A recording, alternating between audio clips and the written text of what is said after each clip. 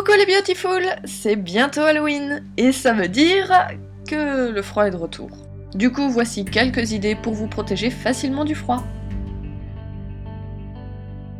La première astuce, c'est pour les lèvres. La première touchée par le vent, le froid qui cause les gerçures, etc. Il est très facile de se faire un baume à lèvres maison avec ou sans cire d'abeille. Tous les liens sont dans la description. Et l'astuce en plus, c'est de faire avant un gommage tout doux maison pour éliminer les peaux mortes. Un petit peu de sucre ou de sel, la même quantité d'huile, et il suffit de l'appliquer sur les lèvres en frottant tout doucement avec une brosse à dents. Les peaux mortes s'en vont tout en douceur. Ensuite, un petit peu de baume à lèvres, et voilà, les lèvres sont protégées. Tout comme les cheveux, les cils peuvent également souffrir du froid. Pensez donc à utiliser une huile épaisse, comme de l'huile de ricin par exemple, à appliquer comme un mascara. Bien sûr, les autres huiles fonctionnent aussi, mais plus elles sont liquides et fluides, plus elles auront tendance à couler. En plus, l'huile de ricin a la réputation d'épaissir les cils, et les cheveux aussi.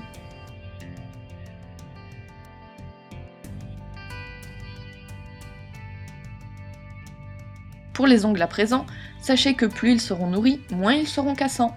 Alors profitez d'un moment où vous ne faites rien du tout, donc le soir devant un bon film par exemple, pour passer une petite couche d'huile sur vos ongles. Vous pouvez utiliser un mélange d'olive et de noix, qui est le mélange le plus efficace, ou d'autres huiles selon ce que vous avez. Laissez poser le plus longtemps possible et massez tout doucement pour bien faire pénétrer.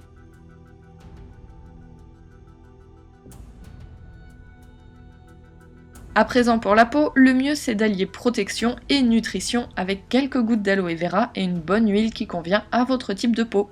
À mélanger directement dans le creux de la main ou dans un petit flacon, ce mélange est la manière la plus efficace que je connaisse de protéger et réparer la peau. En plus, ça ne laisse ni film gras ni sensation désagréable. À faire matin et soir ou simplement une fois par jour selon les températures et l'état de votre peau bien sûr. Plus de raison de craindre le froid à présent, notre petite peau est soulagée et du coup nous aussi. Joyeux Halloween!